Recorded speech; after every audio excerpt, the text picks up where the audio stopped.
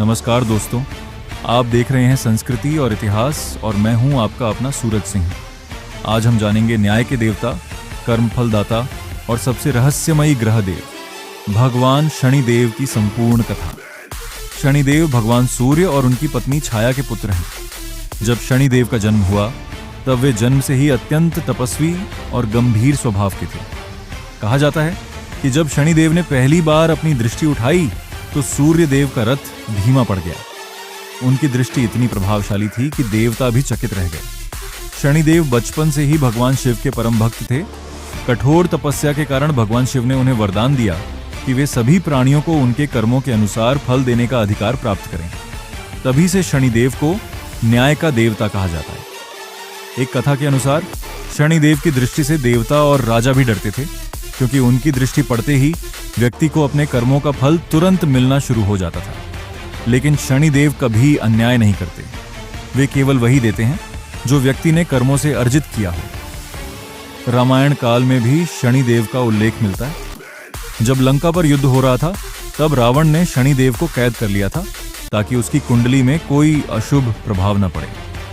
बाद में भगवान हनुमान ने शनिदेव को मुक्त कराया। तभी से माना जाता है कि हनुमान जी की भक्ति करने से शनि दोष शांत होता है। महाभारत काल में भी शनि का प्रभाव दिखता है। कहा जाता है कि पांडवों के वनवास और कष्टों के पीछे भी ग्रहों की स्थिति का प्रभाव था।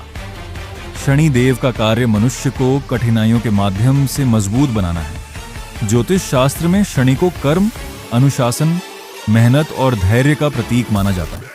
7:30 और ढैया का समय व्यक्ति के जीवन की परीक्षा का समय होता है, लेकिन यह समय इंसान को परिपक्व और मजबूत बना देता है।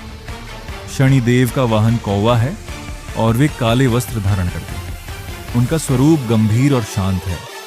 वे हमें यह सिखाते हैं कि जीवन में सच्चाई, मेहनत और न्याय के मार्ग पर चलना ही सच्ची सफलता है। भारत में शनिदेव के कई प्रसिद्ध मंदिर हैं, जैसे महाराष्ट्र में स्थित शनि शिंगणापुर, जहां मान्यता है कि यहां घरों में दरवाजे तक नहीं होते, क्योंकि शनिदेव स्वयं रक्षा करते हैं।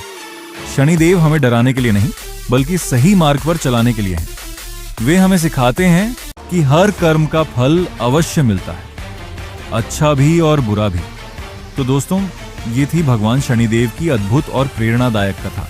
अगर आपको ये कहानी पसंद आई हो तो लाइक करें, शेयर करें और चैनल संस्कृति और इतिहास को सब्सक्राइब करना न भूलें। मैं हूं आपका अपना सूरज सिंह।